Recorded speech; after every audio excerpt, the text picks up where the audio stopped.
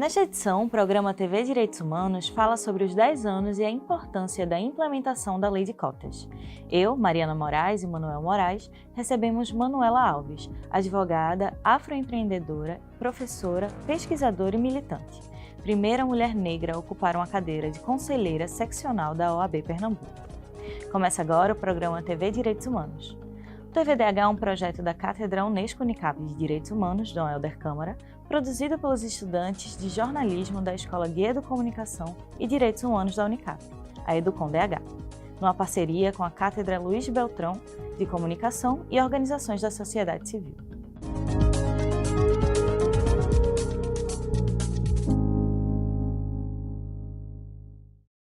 A Lei de Cotas foi instituída em 29 de agosto de 2012 e compreende que as instituições federais de educação superior devem reservar, no mínimo, 50% de suas vagas para estudantes que tenham cursado integralmente o ensino médio em escolas públicas. Deste total, 50% são destinados aos estudantes que vêm de família com renda igual ou inferior a um salário mínimo e meio. O texto também aborda a questão racial e pessoas com deficiência. A distribuição das vagas para esse contingente foi estabelecida a partir da proporção de negros, pardos, indígenas e pessoas com deficiência da unidade da federação, onde está situada a instituição federal, segundo dados do Instituto Brasileiro de Geografia e Estatística, o IBGE. Em 2022, quando a Lei de Cotas completa 10 anos, comemoramos resultados positivos, mas com diversos desafios pela frente. Por mais que seja lei, o Brasil amarga um déficit de 73.841 vagas destinadas às cotas raciais nas 69 universidades federais do país. Os dados são da Pesquisa de Implementação da Política de Cotas Raciais, da Associação Brasileira de Pesquisadoras e Pesquisadores Negras e Negros, a BPN, e pela Defensoria Pública da União, a DPU. Por exemplo, a revisão na lei, que deveria acontecer em 2022, após uma década em vigor, também não aconteceu. Vamos conversar sobre isso? Seja bem-vinda ao TV Direitos Humanos. Então, Manuela e Manuel, vamos conversar um pouco sobre a Lei de Cotas. Manuela, eu queria saber um pouco sobre a sua trajetória. Falamos que você foi a primeira conselheira, negra, OAB. Queria saber como foi essa experiência e no que isso se assemelha ao programa de hoje, ao que vamos debater hoje. Oi Mariana, oi Manuel, uma honra poder estar aqui dividindo a bancada e participando do programa. E, na verdade, Mariana, exatamente como você falou, na antiga gestão da OAB, que foi até o ano passado, eu fui a única mulher negra do Conselho Estadual da OAB e, na verdade, fui a primeira mulher negra a ocupar uma cadeira no Conselho. Então, acho que é importante a gente demarcar que o processo de ocupação de pessoas negras dentro do sistema OAB é fruto de uma política de cotas, que acredito que tem dado muito certo, indiscutivelmente. Então, acho que primeiro é importante demarcar isso, mostrando que esse espaço ele não foi dado, esse espaço ele foi conquistado por uma advocacia negra que está querendo se ver representada cada vez mais. Uma coisa legal de perceber também, Mariana, é que na última gestão eu era a única pessoa negra.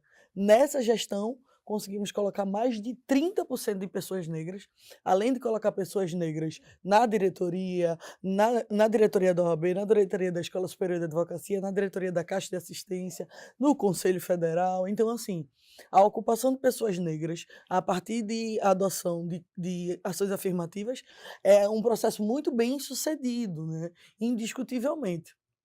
E, eu acredito que isso é muito reflexo do processo de cotas em outros espaços, como a gente está vendo, como a lei a qual você se referiu. Eu acredito muito nesse processo como uma forma de inclusão e acredito muito nesse espaço a partir de um espaço de pertencimento que começa a ser possibilitado para a população negra que tem aí um histórico de exclusão, e de inferiorização dentro de um racismo que se coloca como estrutural dentro da sociedade. A gente está vendo que esse ano, o ano que completa 10 anos, a Lei de Cotas não foi revisada. O que é que você acha sobre isso? Eu queria saber também de Manuel, qual é o empecilho, por que não foi revisada e, numa possível revisão, quais seriam as pessoas que são beneficiadas poderiam perder algum tipo de direito? Na prática, eu acho isso negativo, porque veja, Mariana, esse tipo de política não é feito para ficar permanente. Porque quando a gente admite que uma política dessa pode não ter revisão e ficar do jeito que está, a gente vai admitir que a população negra sempre vai precisar de cotas para ocupar os espaços. A lógica de políticas afirmativas é a temporariedade, necessariamente. Por que isso? Porque a gente acredita que a gente está resolvendo distorções no sistema, que vai chegar uma hora que a gente vai atender à equidade, e a gente não vai precisar desse tipo de subsídio para equiparar uma desigualdade que é uma desigualdade histórica, né? Então, eu acredito que, assim, o processo de revisão é importante para mensurar. Se eu instalo uma política e ela tem 10 anos de período, a gente precisa, depois de 10 anos, ver o quanto a gente conseguiu avançar, o quanto de estudantes negras e negros conseguimos inserir dentro das universidades, para a gente poder saber, inclusive, o quanto ainda precisamos caminhar para que essa sociedade seja uma sociedade com equidade para todas e todas, oportunizando a ascensão independente de raça. Pegando o que Manuela falou, numa possível revisão, essas pessoas que são beneficiadas hoje, negros, indígenas, pessoas com deficiência, algum deles poderia perder esse direito? Não, de jeito algum, porque há o direito adquirido, não é? Quer dizer, esses espaços, como disse Manuela, há um princípio nos direitos humanos que é a não redução dos direitos, né? Quer dizer, você não pode, a irredutibilidade dos direitos. Então, as cotas vieram para fixar um parâmetro. Agora, quando elas terminarem dentro dessa avaliação histórica, isso não significa que você vai regredir, você vai terminar para avançar, que é esse processo de reconhecimento da representatividade da população no contexto mais amplo da sociedade, né? Preciso lembrar que as cotas são uma temática internacional, não é uma coisa exatamente brasileira, ela veio dentro da própria Carta das Nações Unidas, quando lá na sua fundação fala de políticas decoloniais. Então, uma das formas de você enfrentar o processo de colonização é exatamente reconhecer a necessidade de abranger políticas públicas afirmativas, e uma dessas ações é a cota. A cota é o método do qual as políticas afirmativas usam para garantir esse espaço no mais curto tempo possível. E a referência da data é apenas uma referência legal para que você estabeleça parâmetros de avaliação. Se não foi feito agora, pode ser feito no ano que vem, pode ser feito quando o legislador for provocado, não é? Mas certamente nunca para cercear direitos, mas sim na perspectiva de avançar. Essa revisão, então, só para entender, essa revisão não acontecendo, a lei continua em vigor. Perfeitamente, ela está em vigência e evidentemente que nós tivemos um ano eleitoral, uma série de circunstâncias históricas, não se priorizou, até os movimentos sociais também não priorizaram uma pressão sobre essa revisão nesse ano. No ano que vem, certamente, ela vai ser talvez objeto de prática, de discussão, e quando for, uma coisa é certa, ela precisa ser revisada na perspectiva, como disse a doutora Manuela, de uma avaliação crítica do como se implementou, do que se conquistou e do que se precisa conquistar. Então, não tenho a menor dúvida que ela vai ser prorrogada por mais anos no Brasil, porque ainda, como você mesmo disse, né, o déficit ainda é muito grande. E essa revisão passa por quem, Manuela? Na prática, como o doutor Manuel Moraes falou, a gente tem uma obrigação legal de revisão. E essa obrigação, na verdade, ela, a partir de provocação do legislador, a gente vai poder ver, sim, órgãos, inclusive estatais, que realizem esses números oficiais, que, na verdade, esses números eles são levantados periodicamente. A gente já acompanha o quanto de inserção de pessoas negras pela política de cotas as instituições de ensino estão recebendo, então esse monitoramento ele é feito, né? Então acho que é importante a gente colocar nessa perspectiva de entender que o Estado ele não só vai fazer isso em 10 anos. E uma coisa que eu acho que era importante colocar é que essa ação é apenas uma ação. Que a gente precisa pensar em inserção numa perspectiva macro. E essa inserção numa perspectiva macro precisa ver que não é só colocar, não basta inserir. A permanência na universidade requer alguns outros apoios para as pessoas negras que também devem ser pensados por essas instituições de ensino. Perfeito. No próximo bloco, a reportagem de Ana Bex fala sobre a importância da implementação da política de cotas no ensino superior. Voltamos em breve.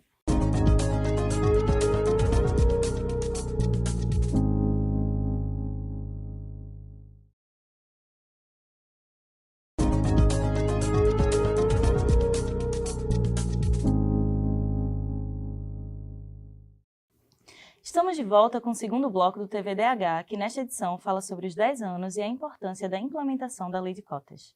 Na reportagem que a gente vai ver agora, Ana Bex fala com a profissional da educação e pessoas que utilizaram seu direito, com a Lei de Cotas, para ingressar no ensino superior. Vamos assistir? No dia 29 de agosto de 2022, a Lei de Cotas completou 10 anos de existência. Sancionada em 2012, a lei determina que 50% das vagas em universidades e institutos federais devem ser destinadas para pessoas que estudaram em colégios públicos. A lei prevê a reserva de vagas para grupos específicos, como pessoas autodeclaradas pretas, pardas ou indígenas e candidatos de baixa renda. A lei deve passar por uma revisão que está prevista desde sua criação.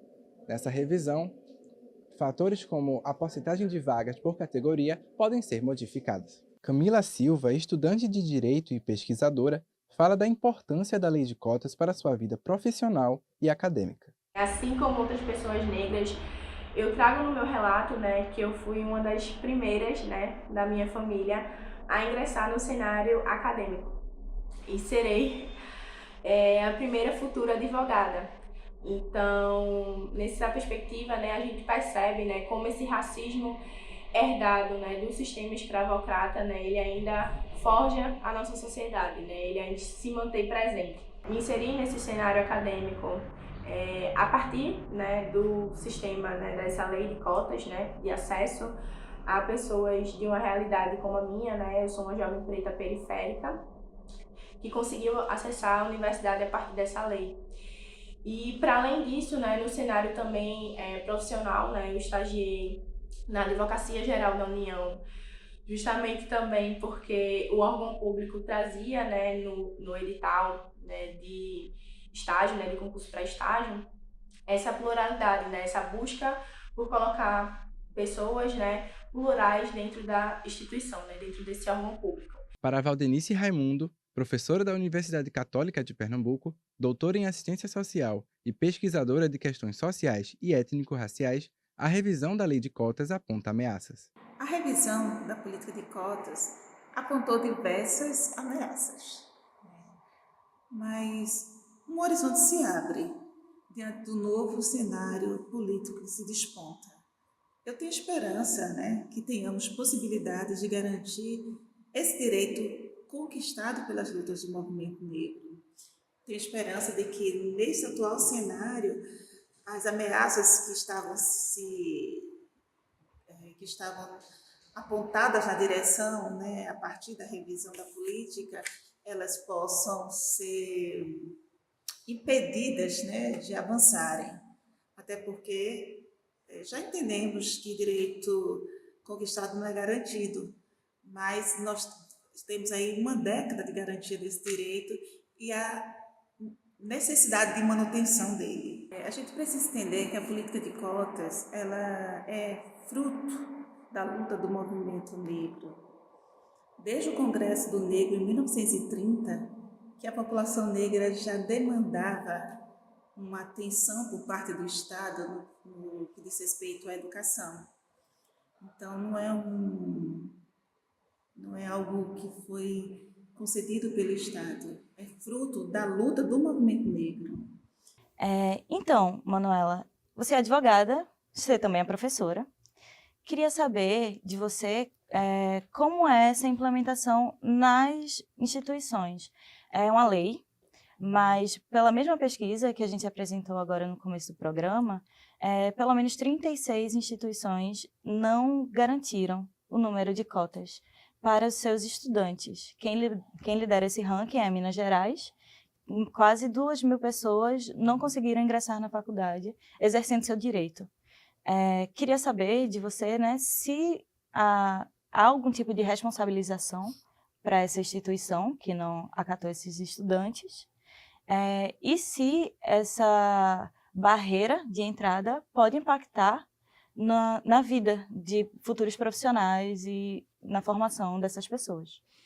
Na prática, a gente perde enquanto sociedade, indiscutivelmente, porque a gente teria a obrigação de oportunizar para outras pessoas negras que tivessem acesso, inclusive por uma imposição legal.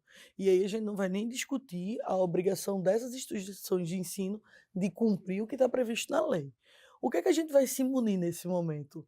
De meios para forçar com que a disposição legal, o que está disposto na lei, seja cumprido. E por ordens judiciais a gente conseguiria fazer isso, né? A gente tem uma previsão legal, então a gente tem um direito líquido e certo. Nós poderíamos, por meio de um mandado de segurança, inclusive, um mandado de segurança que não só defende direitos individuais, mas também direitos coletivos, e nós teríamos ações coletivas. Nós temos aí ação popular, ação civil pública, ações que versam sobre direitos transindividuais, porque essa demanda não é uma demanda de Manuela, não é uma demanda de uma pessoa negra. É uma demanda indiscutivelmente social, né? Inclusive, enfrentamento ao racismo, é importante que a gente diga, não é coisa de preto, não é só assunto de pessoas negras. Enfrentamento ao racismo é uma demanda social e deve ser do interesse de toda a sociedade. E ordens judiciais podem vir no sentido de forçar a disponibilização de vagas dessas instituições de ensino. Acho que isso é super importante e, assim, uma lei. A gente já é uma sociedade extremamente legalista, né, Manuel? Acho que é importante a gente dizer isso. A gente começa a cumprir quando tem uma lei que força. E às vezes nem com isso. É por isso que fala muito de lei que pega e lei que não pega, né? Então, acho importante a gente dizer que a gente tem essa obrigação de ser fiscalizador. Por isso que eu reforço que isso não é um direito dado, é conquistado e a gente precisa ser vigilante. Porque do mesmo jeito que a gente conseguiu conquistar, a gente perde num fechar de olhos, basta o Estado Democrático de Direito sofrer a possibilidade de ameaças de finalização.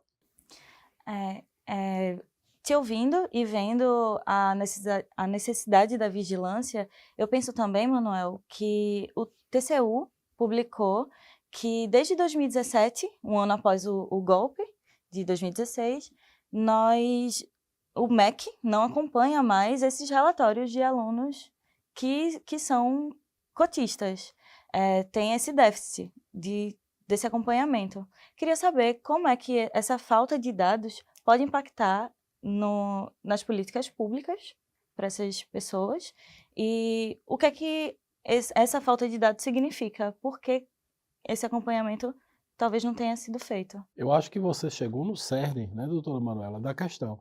Nós vivíamos uma situação no país em que o governo que estava, né, na gestão da educação nacional não tinha interesse em políticas afirmativas, sequer acreditava nessas políticas afirmativas.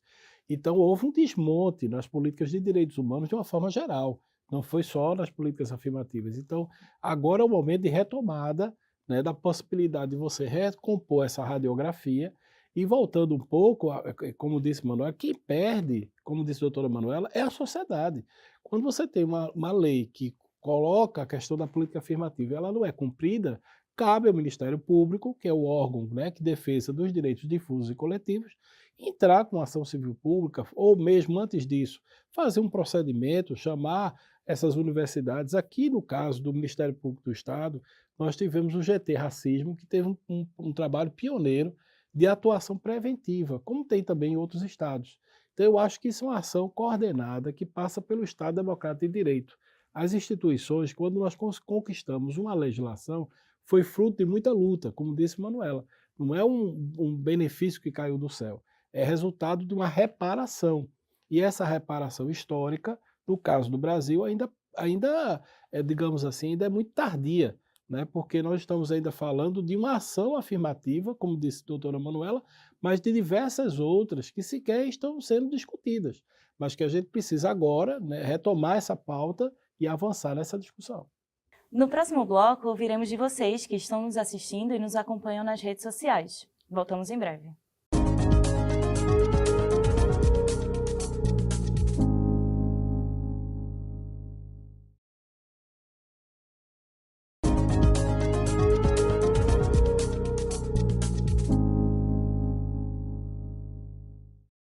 Estamos de volta com o terceiro bloco do TVDH, que nesta edição falamos sobre os 10 anos e a importância da implementação da Lei de Cotas. Eu e Manuel Moraes contamos com Manuela Alves, advogada, afroempreendedora, professora, pesquisadora e militante. primeira mulher negra a ocupar uma cadeira de conselheira seccional da OAB Pernambuco. Agora a gente acompanha o quadro Fala Povo.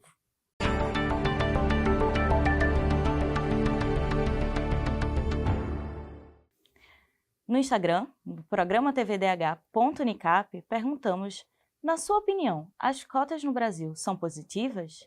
Diz pra gente o motivo.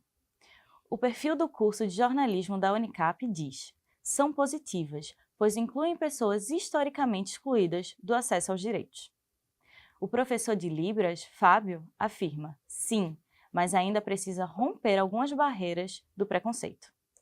Cássia Cioli afirma: sim, porque elas possibilitam o acesso de estudantes de baixa renda ao ensino superior. Queria saber de vocês, né? Ouvindo essas respostas, o que é que vocês acham desse tipo de lei afirmativa? Mariana, assim, eu não teria como me opor a uma política afirmativa de raça tão importante e tão cara para a gente.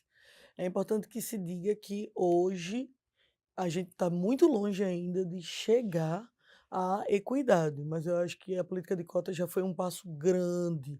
Eu sou professora há mais de 15 anos e pude constatar o aumento, né, de pessoas negras no ensino superior. Não só de pessoas negras, pessoas com deficiência, né? Grupos mais vulnerabilizados, o aumento de mulheres, enfim. E acredito que essas políticas afirmativas cumprem um papel muito importante. Elas, na verdade, compõem uma série de ações que a gente precisaria para ter, de fato, uma reparação histórica. Por isso que a gente fala que a abolição ainda não foi, infelizmente, ainda não foi totalmente bem sucedida, não foi um processo finalizado. Porque a gente ainda está lutando por equidade nesse processo. A gente ainda está lutando para ter as mesmas oportunidades. A gente não parte dos mesmos lugares. E eu acredito que as políticas de cotas elas precisam ser pensadas junto a outras políticas. Por exemplo, para esses alunos, para essas alunas serem inseridos, a primeira fase a gente já conseguiu, que foi as cotas. Mas a permanência ainda é uma grande dificuldade, porque não é só a mensalidade. A gente tem, enquanto população negra, que tem piores condições, piores acessos ao mercado de trabalho e todas as outras dificuldades, muitas vezes até para ir, o transporte, a manutenção, né, desse processo, desse vínculo, exige o suprimento de algumas outras necessidades que não necessariamente a população negra tem cumprido. Então, acho que a gente também tem que somar a quantidade de pessoas que entrou no sistema, quantas desistiram. O índice de desistência diz muito. Acho que é importante, né, doutor Manuel, a gente está fazendo essa ponderação. E eu acredito que a gente ainda precisa aprimorar esse sistema. Para você ter uma ideia, a gente tem um poder judiciário que está repensando, criou um grupo de trabalho, porque as cotas não estão sendo suficientes, como se esperava, para colocar pessoas nos concursos de magistratura, pessoas negras nos concursos de magistratura. Porque a gente precisa pensar o sistema de cotas e o processo seletivo ele precisa ser inclusivo, né? Não é só tirar a taxa, né? Quando a gente vai para uma prova de títulos, a população negra também é aquela que não conseguiu estudar ter várias línguas, né? Acesso a vários idiomas. Então, assim, a gente precisa equiparar, unindo as cotas a outras políticas afirmativas. Mas inegável que, do ponto de partida, a gente ter começado é essencial. E que o governo, né, tenha agora um olhar para continuar priorizando a pauta. Racismo foi uma pauta dentro do processo eleitoral que a gente passou recentemente e precisa ser uma pauta nos próximos 4 anos, incessantemente. Perfeito.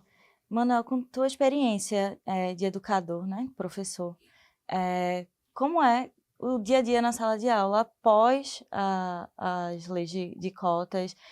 Você que é advogado, como tem visto os alunos e como recebe esses alunos?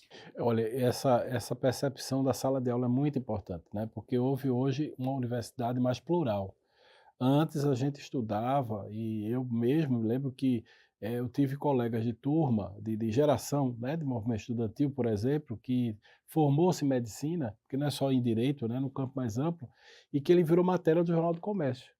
E ele mesmo dizia, poxa, eu sou matéria jornal do comércio porque eu sou um negro formado em medicina. Então, naquela geração, ele era o único que chegou a formar-se em medicina.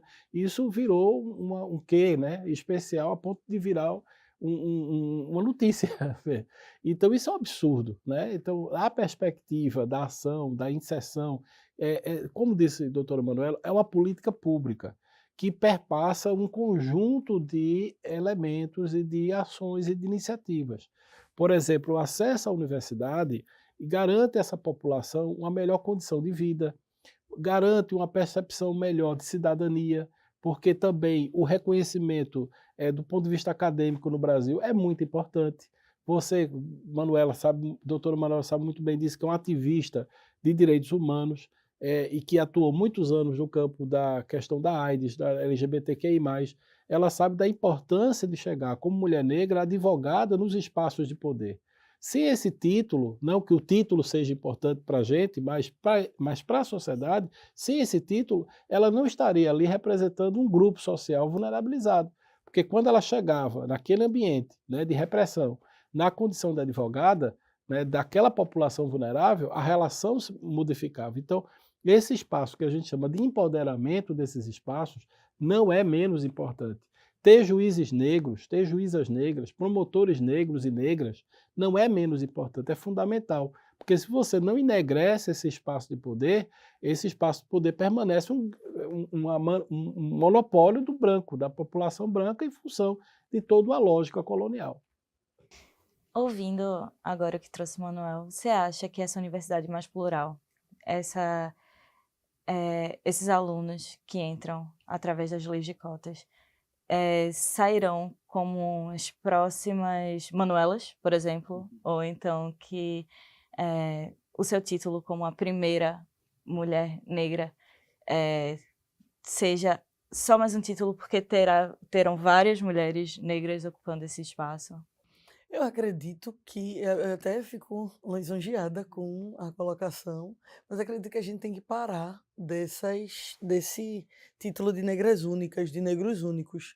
A gente está passando por esse processo de transformação e é importante a gente reconhecer o pioneirismo de quem está chegando. Mas eu espero que a gente não precise mais, no futuro, ficar fazendo essa menção de não, mas foi a primeira, mas é a primeira. Lembrar é sempre importante, referendar a ancestralidade é muito importante, né? Mas acredito que a gente precisa normalizar os nossos corpos nos espaços de poder, que é uma coisa que a sociedade não está acostumada. A sociedade normalizou as nossas ausências. Então não dói aos olhos quando você tem uma nova turma de juízes, tem 15 pessoas, todas são brancas, 14 são homens. E a sociedade precisa começar a ter esse olhar. A gente costuma falar de teste do pescoço, sabe, Mariana? E depois que você tem consciência racial, nunca mais você deixa de fazer. Restaurantes, todos os espaços que eu vou, tribunais, eu sempre faço teste do pescoço. Ou seja, quantos negros tem aqui? Quantas pessoas negras estão em espaços de poder? E, principalmente, as pessoas negras que lá estão, qual o papel que estão desenvolvendo? Porque se eu vou para um restaurante, as pessoas negras estão só limpando o chão, a gente já tem noção do que é aquela gestão daquele espaço. A gente precisa pensar em inclusão racial de todas as pessoas em todos os espaços, sempre. Enfrentar o racismo estrutural é entender que todas as estruturas da sociedade estão pautadas pela inferiorização da população negra. E se colocar permanentemente contra isso é fazer valer a luta pela equidade racial. Caramba, muito potente tua fala agora. No próximo bloco, temos o quadro Educar para os Direitos Humanos. É quando a nossa convidada, Manuela Alves e Manuel Moraes, respondem uma pergunta feita por você. Voltamos daqui a pouco.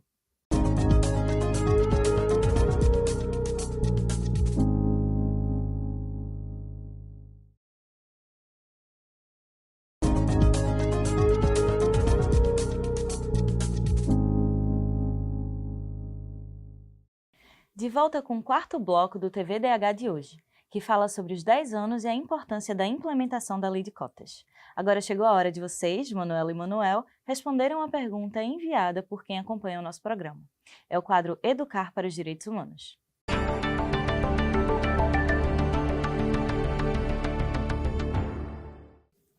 A gente agradece a Marcelo Dantas pela pergunta.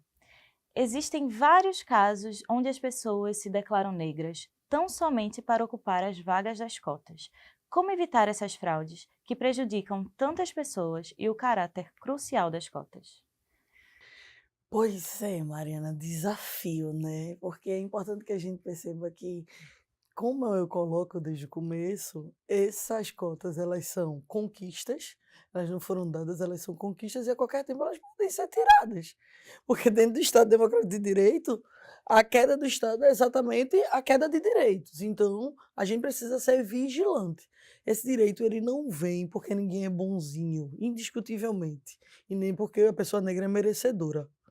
Não é para esse processo. É um processo de disputa de narrativa, disputa política, e é um processo doloroso. E teve gente que a gente teve que derramar sangue para chegar onde a gente chegou. É uma luta todo dia, indiscutivelmente. Não é à toa que a gente tem, para a própria lei de cotas, acho que o doutor Manuel me acompanha nesse processo, a gente teve que, o STF teve que se debruçar sobre uma ação declaratória de constitucionalidade para dizer que essa lei era constitucional. Porque muita gente começou a achar que essa lei era injustiça, porque muita gente começou a desmerecer o peso da lei. A gente precisou, num julgado, que é uma verdadeira aula, né, do ministro Joaquim Barbosa, mostrar por que as cotas atendem à igualdade material. E aí, do mesmo jeito que a gente vai ter pessoas que resistem, a gente vai ter pessoas tentando fraudar, indiscutivelmente. Tirar a credibilidade da política, ou mesmo tentar se usurpar dessa conquista, né, indiscutivelmente. A gente hoje tem um grande parceiro nessa, né, uma grande parceira nessa missão de efetivar políticas afirmativas, que são as bancas de heteroidentificação. Veja, ser negro na sociedade, na verdade, é uma construção política hoje, né? A gente precisa entender para além da melanina. Você é negra a partir de uma vivência. Existem vários elementos que nos constroem enquanto pessoa negra dentro dessa sociedade. Uma banca de heteroidentificação vai para além de um xizinho. Você é negro, X ou não é. Vai para além de um xizinho. Faz uma análise que vai considerar vários outros elementos a partir da análise dos seus traços, né, os traços negroides que carregamos, né, nesse corpo físico, né, que trazemos, também traz vivência, análise de vivência, também vai trazer a parte genética, né, quem são os nossos ancestrais, quem são as pessoas que nos antecedem. Então vai analisar uma série de elementos, vai tirar foto, vai analisar, porque recentemente a gente teve um caso de fraude que a pessoa tinha feito bronzeamento, para no dia aparecer com a tonalidade de pele um pouco mais escura. Ou seja, uma banca de heteroidentificação é a possibilidade da gente posteriormente poder questionar os elementos daquela autodeclaração de negritude. É óbvio, né, que a gente tem essas fraudes como exceção. A gente não pode macular uma política pelas tentativas de fraude que aconteceram. Mas nos casos de fraude, a gente precisa de uma banca firme e a gente precisa de uma justiça atenta, porque a atuação de decisões judiciais também servem para barrar qualquer tipo de ação que venha a tentar fraudar um processo que nos é um processo tão caro, tão precioso e tão essencial nesse processo que a gente vem tendo de enfrentamento ao racismo. E o que é que você acha, Manuel? Como é que a gente também pode se manter vigilante numa situação como essa? A doutora Manuela falou muito bem, eu tive o privilégio de participar com a doutora Chiara da primeira banca de heteroidentificação do Ministério Público, um curso para o acesso ao Ministério Público. Foi uma experiência incrível e a gente percebe algumas questões que precisamos levar bastante a sério. Primeiro, a tentativa de fraude, ela é criminosa, não é? Porque você assumir uma identidade que não é sua para obter vantagem é falsidade ideológica. E no Brasil é crime. Mas, no entanto, a gente não tem um caso de denúncia do Ministério Público sobre uma situação desse tipo. Então, a gente precisa avançar no controle, né? Precisa avançar na identificação desses abusos e na responsabilização, porque é um crime, é uma ação criminosa. Por outro lado, existe também uma questão de racismo, quando a pessoa tenta burlar o critério de cotas porque ela atua no desprezo da raça. Porque quando ela vai para essas bancas, ela tem frases que são absurdamente racistas e elas não se percebem racistas. Teve um candidato de um determinado concurso que disse que, por que você é negro?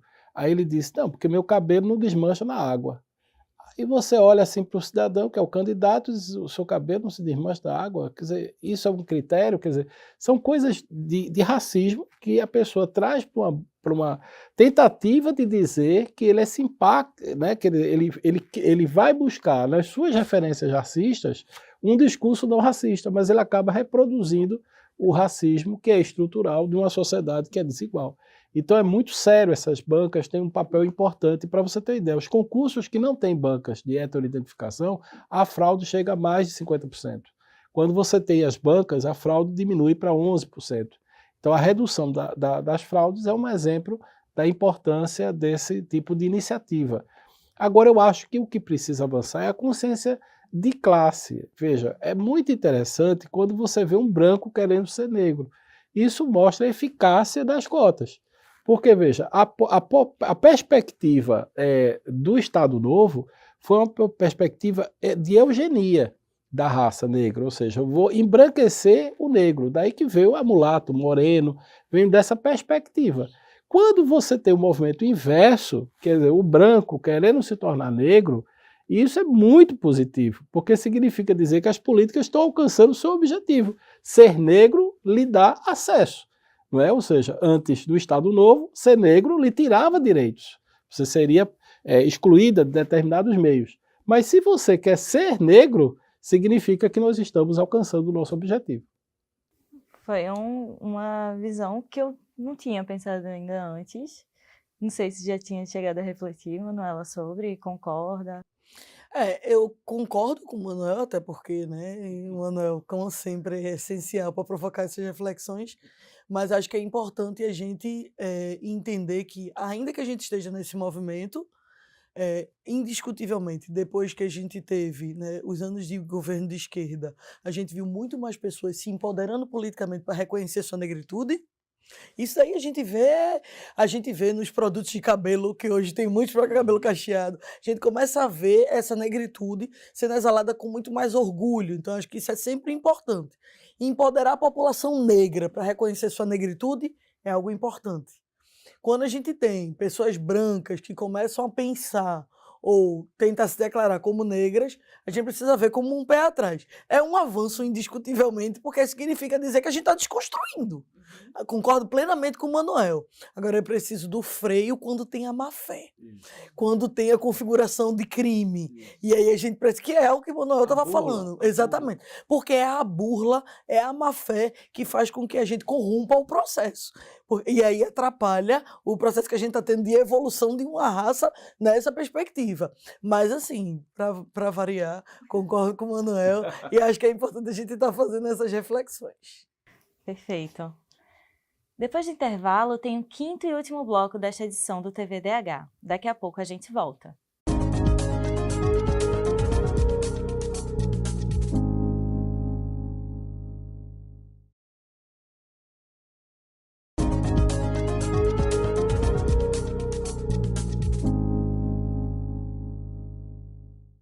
Chegamos ao quinto e último bloco do programa TVDH, que nesta edição trazemos como tema os 10 anos e a importância da implementação da Lei de Cotas. Eu e Manuel Moraes recebemos hoje Manuela Alves, advogada, afroempreendedora, professora, pesquisadora e militante, primeira mulher negra a ocupar uma cadeira de conselheira seccional da OAB Pernambuco. Então, Manuel, gostaria, nesse bloco final, que a gente conversasse um pouco sobre as expectativas do futuro, né? O que é que vocês esperam para esses próximos 4 anos, quando o assunto é a Lei de Cotas? Primeiro, Manuela. Mariana, indiscutivelmente eu espero um governo muito mais progressista e espero que a gente possa continuar avançando nas pautas, inclusive porque a gente já avançou, né, em outros governos de esquerda, a gente já teve essa priorização. Mas vou te dizer, enquanto mulher negra que sou, esse corpo negro que ocupa essa sociedade, eu vou continuar vigilante, eu vou continuar fazendo meu papel de militante, eu vou continuar cobrando, porque, infelizmente, a gente precisa entender que não é de 10 anos, de 20 anos que a gente está lutando. Desde que os meus ancestrais, reis e rainhas, vieram da África, que a gente está lutando por um espaço de dignidade nessa terra. Então, assim, para a gente é um espaço de continuar observando e sendo vigilante. E aí eu acredito que cotas são muito importantes, mas esse Estado tem uma dívida muito maior com a população negra. Esse Estado nunca reconheceu todo o genocídio que fez com a população negra. A gente nunca teve um reconhecimento de um erro que foi o processo da escravidão. A gente nunca reconheceu. A gente nunca teve, de fato, um apoio enquanto população negra desse Estado. Mesmo quando acabou, a gente foi jogado ao léu sem acesso a direitos fundamentais, né? A gente não tem outras formas de inclusão. Então, assim, na prática de reparação econômica, né, a gente precisa pensar para além das cotas. As cotas, elas são uma realidade e precisam continuar sendo vigilantes para a gente não perder.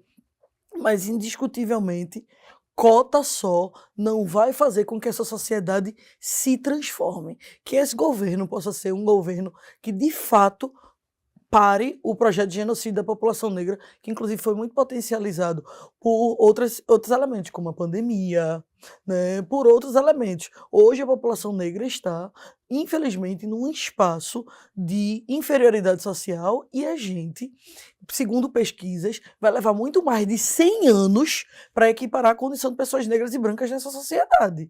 Então, assim, que esse governo possa ser muito mais progressista, que as nossas pautas enquanto população negra possam ser de fato prioridade e que a gente possa de fato continuar construindo a partir de uma consciência social, né, um Brasil que não seja plural só no olhar ou só nas características físicas, mas seja plural nos direitos e oportunidades oferecidos a cada cidadã e a cada cidadão.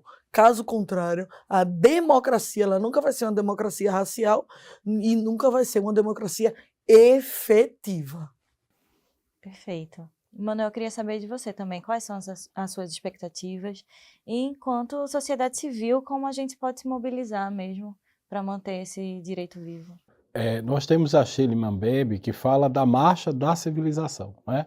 Então, a marcha da civilização é um enfrentamento à lógica colonial, que é isso que a doutora Manuela estava trazendo. Então, as políticas afirmativas, elas estão inseridas em algo maior, que é desconstruir um Estado de violência, segregador, racista, baseado, né, nessa coisa dos marcadores raciais como forma de ascensão social, para uma sociedade de inclusão, uma sociedade que tem os direitos humanos como centro das políticas públicas.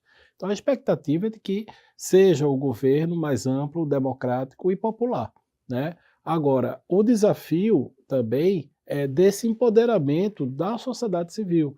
Eu acho que a gente tem um crescimento importante das entidades afro, né, que se organizam em torno dessa temática, embora que nós tenhamos outras que não conseguiram permanecer por questões de financiamento, porque a luta da sociedade civil é muito difícil, você manter uma entidade não é fácil, principalmente no momento que você não tinha financiamento. Então é muito importante que haja uma política pública de fortalecimento dessa capacidade do controle social, porque sem essa luta, seja do ponto de vista da cultura, mas também do Estado organizado, da sociedade civil organizada, você não pode avançar na perspectiva das políticas públicas. Então você ter muitas entidades financiadas pela Europa, isso é importante, ter fundos europeus que financiam, isso é legal. Mas cadê o Estado brasileiro financiando a sociedade civil? Cadê a gente financiando a gente mesmo? Você vai nos Estados Unidos, a luta do movimento negro é financiada pela sociedade americana. Quer dizer, quando você começa uma luta, Martin Luther King começou a luta na Marcha sobre Washington, e a primeira coisa que ele divulgou foi a conta bancária da Marcha sobre Washington. E a sociedade americana financia essas ações. Os escritórios negros, né, que atuam nos direitos civis americanos são financiados pela sociedade americana. Aqui a gente tem uma cultura de não financiamento, né? Parece que os advogados que atuam no campo dos direitos humanos não se alimentam, não tem roupa, não tem carro, não tem que pagar gasolina, sempre aquela ideia geral, genérica do 0800. Então isso é muito ruim para a luta dos direitos humanos do Brasil, porque a gente carece de instituições que tenham capacidade de iniciativa, e essa capacidade de iniciativa exige uma profissionalização. Isso é um espaço importante que a população formada nas universidades, elas se encontram. Sem essa perspectiva, também fica difícil, porque você forma o aluno numa perspectiva de cota, você forma o aluno na perspectiva de ação afirmativa, mas cadê a empregabilidade? Então esse é também um desafio que a gente precisa se contemplar nessas políticas públicas, né? O acesso, como disse o doutor Manuela, a manutenção e o futuro processo de profissionalização. Muito importante ouvir os apontamentos de vocês. Queria saber uma última coisa de você, Manuela. Você vai se manter ativa, militante, mas como outras pessoas que ainda não estão engajadas na causa podem e devem entrar nessa luta? Na prática, acredito que, como o doutor Manuel estava falando, a gente precisa de organização política. As organizações não governamentais estão aí e o papel delas é fazer essa fiscalização. A gente ainda faz de forma muito deficiente, né? Exatamente por essa falta de estrutura, como foi colocado para o Manuel. Mas, assim, para além disso, a gente tem a possibilidade de participar de conselhos, né, de igualdade racial que tem nas prefeituras, em âmbito municipal, nos estados, né? A gente tem órgãos de fiscalização, a gente precisa não se calar diante de casos de racismo. O Ministério Público está aí para abrir inquéritos civis, está aí para aplicar termos de ajustamento de conduta, e a gente precisa, na prática, ser os primeiros. É quando a gente vê num shopping, numa rua, um caso de racismo, a gente começa a denunciar, a gente começa a entender que a gente está num processo que é um processo onde todo mundo deve dar a sua contribuição. A gente precisa ler pessoas negras, a gente precisa escutar pessoas negras, a gente precisa promover inclusão numa perspectiva de valorizar todas as pessoas negras e o seu trabalho.